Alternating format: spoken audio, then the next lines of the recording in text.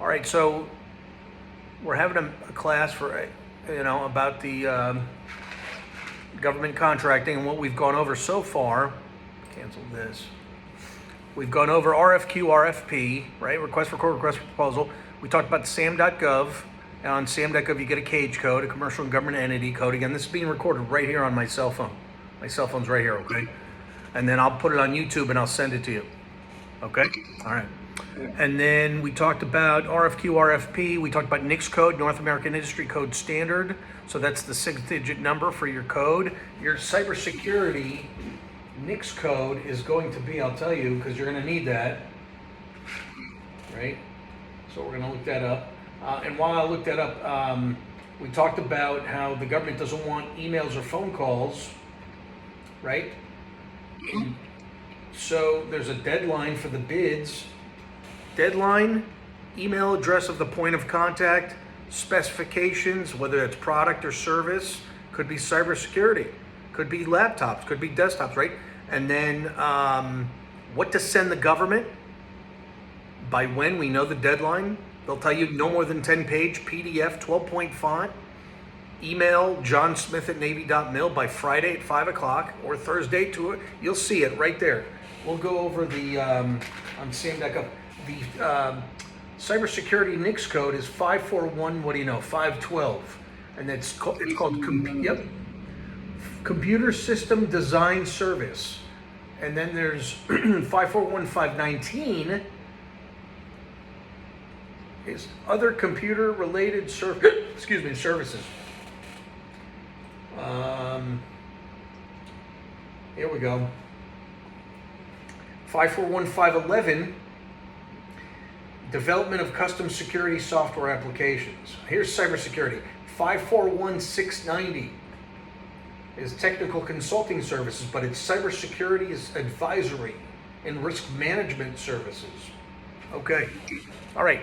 So go ahead. Is there like a website to look that up? Yeah, you can go to, I just Googled it, but you can go to NAICS.com.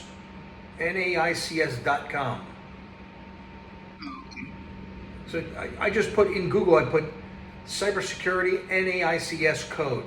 And NAICS stands for North America Industry Code Standard. Okay? That just means a 6-digit number for your category. Okay? All right. So you've got, we talked about the bid. It's on SAM.gov. The government doesn't want phone calls or emails. We talked about NICS code. We talked about RFQ and RFP. The government will tell you what to send and where to send it and by when. And then there's also a thing called SF 1449. SF is standard form. Again, this is being recorded, so you'll have it. Standard form 1449. You'll see that a lot. And what you do is you sign at the bottom. You'll sign and put your name and address and date, and you'll put your quote. Say, hey, we charge $500,000 a year for cybersecurity.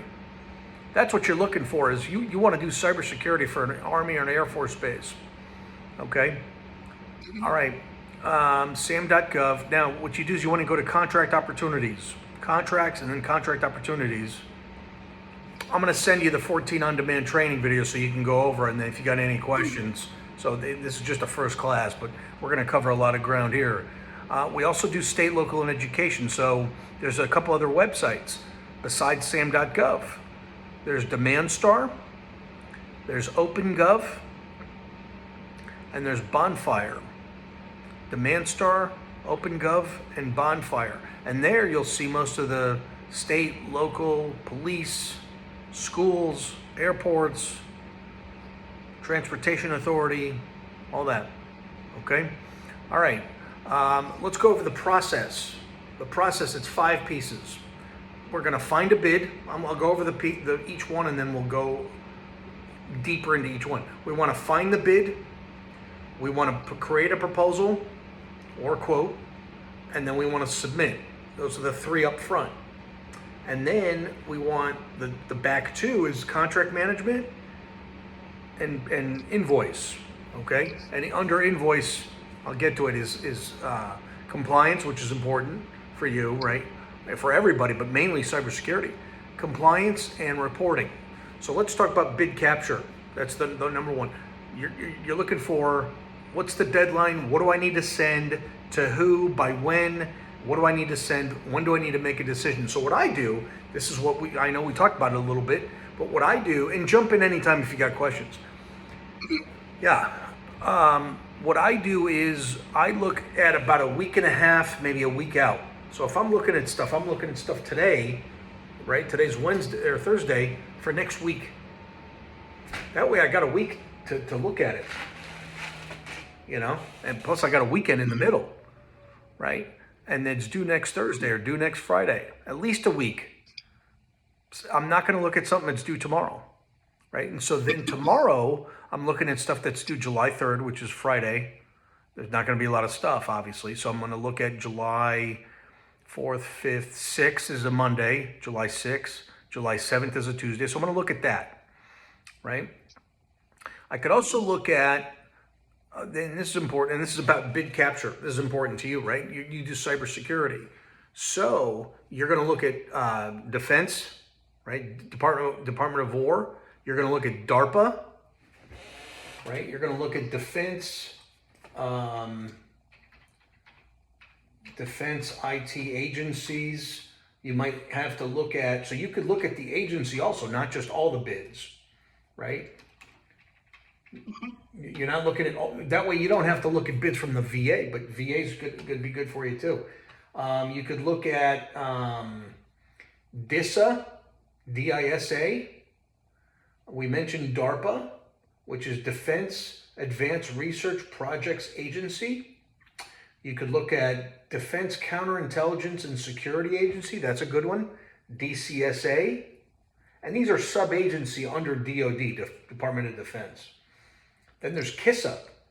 KISA's Cybersecurity and Infrastructure Security Agency. And you could look, I'll send you the websites for each one. Each one does something different. Like obviously counterintelligence is different than cybersecurity. Infrastructure, just different. Like infrastructure, they're looking at the banking system. Like when you put in your card into the ATM and you take $40 out, $100 out, right? Making sure your PIN is safe and your cash is safe, right? That kind of thing. Okay. All right. So then we looked at the due date. We looked at the individual, right?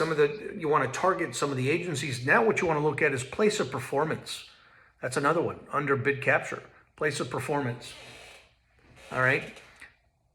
Let's say, where are you located again? Are you up in New York? Houston. Houston, okay. So you might say, hey, I'm not going to travel to Seattle. I'm not going to go to Boston, but I'll go to Oklahoma. I'll go to Florida. I'll go to New Orleans. I'll go to Huntsville. That's a good one.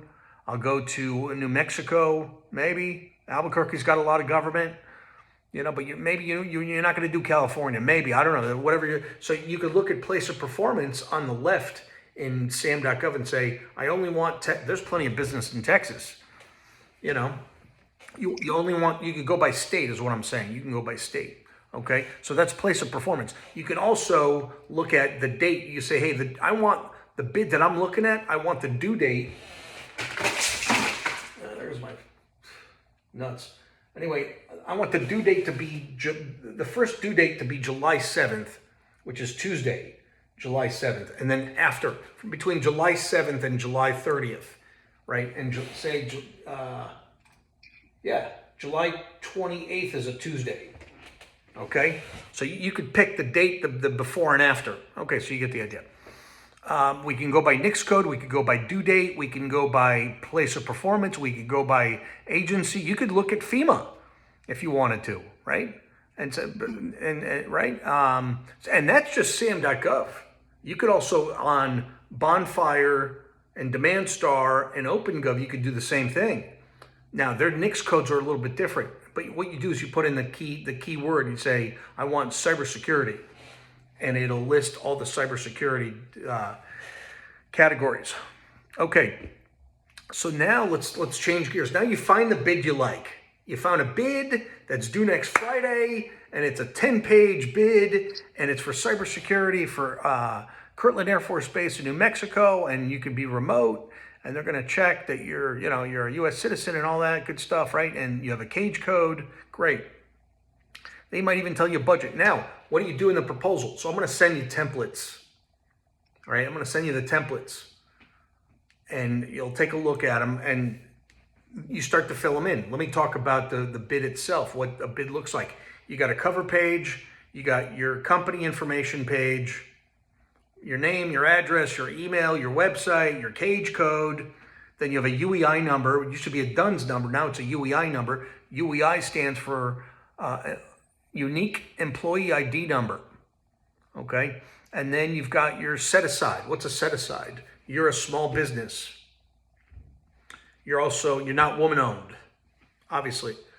I don't know if you're a veteran or not, right?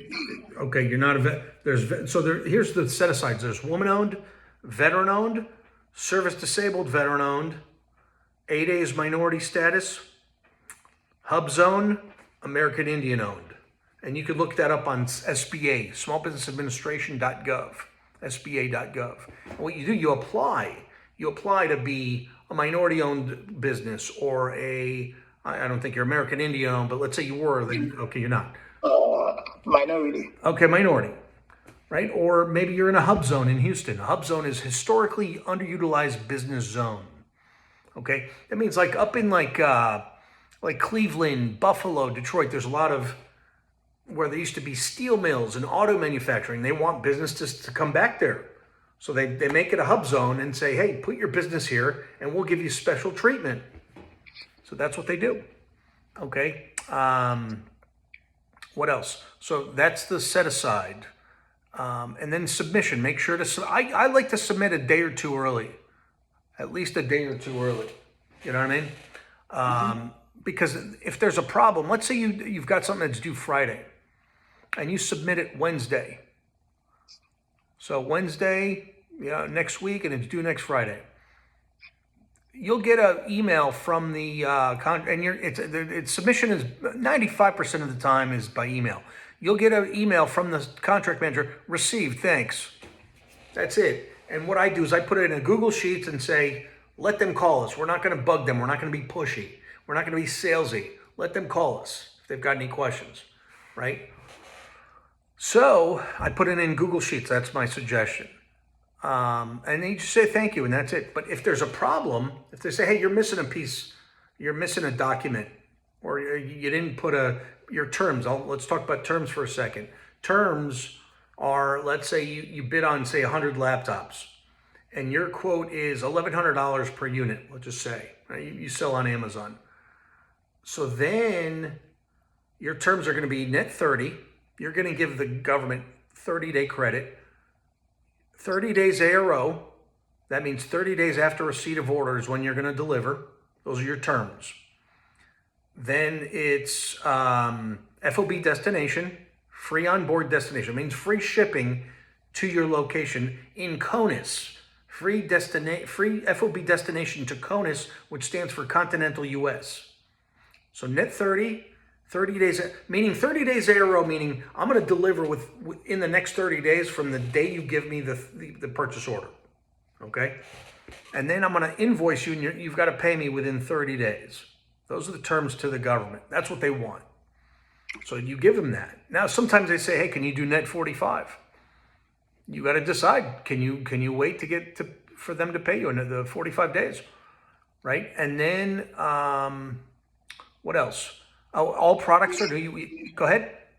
Is it free shipping? Yep. Net 30, and what's the third one? 30 days. 30 days ARO. How do you spell that? AARO. ARO. ARO, and it stands for after receipt of order. Okay. Right? So in other words, okay, so let's say you give me a purchase order right now for 100 laptops. I'm going to tell you, I'm going to deliver in the next 30 days. That's ARO, right? ARO, 30 days ARO. I could deliver tomorrow, but I've got 30 days. My terms are that I'm going to deliver in the next 30 days. They might say, look, can you deliver in 15? Well, then give me the purchase order now, right? Makes it, you're a reseller on Amazon, you know. Mm-hmm. Right. Okay, so 30 days ARO, net 30. Sometimes they ask for net 45. Sometimes they want 15 days ARO, FOB destination. Now, sometimes they want FOB origin. What does that mean? Origin. Oh, origin, okay. Yeah, they want to come to your office to pick up. They don't want you to know where it's going. Right? So most of the time it's going to be FOB destination.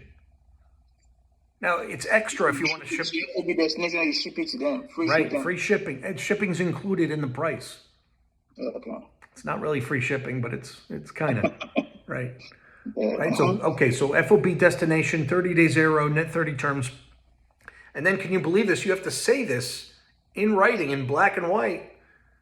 All products are new. Yeah, okay. All products are new. And then another thing that I like to say on there, manufacturer warranty. In other words, if there's a problem, go talk to the manufacturer. Don't talk to me. I didn't make it, right? I'm the reseller. I got the purchase order from the government. Okay? All right. So now we covered everything. We got bid capture, right? We find the bid on SAM.gov. We registered. We got a cage code. We got a NICS code. We're bidding on bids that are due next week, right? You don't want stuff that's due tomorrow. Then you've got the proposal. Cover page, company page, about us, and then cost page. The laptops are $1,100 each. Terms, 30 days ARO, net 30, FOB destination, all products are new, manufacturer warranty. Okay. Next, contract management on the back end. You got to look out for contract modification. That's where I come in. When the government's like, oh, we had a budget change. We want 8 units, not 16 units, right? So that's just something to think about. You don't have to worry about that right now, but I do want to mention it. And then finally, the invoice. Okay, and I'm going to let you ask some questions. On the invoice, you want to go to a website called PIEE, P-I-E-E. So watch this, P-I-E-E, yep, P-I-E-E. So Paul, Iota, Elephant, Elephant. Okay. That's Okay. for invoice, right? That's the invoice. Well, guess what? They're going to want your cage code when you go to PIE. All right, and there's a bunch of steps. They're going to send you a just kind of like when you check in with Facebook, they send you a 6-digit number on your phone. Same thing. They send the email. It's called OTP. Same thing. They give you a 6-digit code. You got to plug it in. All right, because they want to make sure it's you, and they also they have the same thing. They have to renew the password and all this other stuff. All right, let's change gears here. Why don't you ask some questions?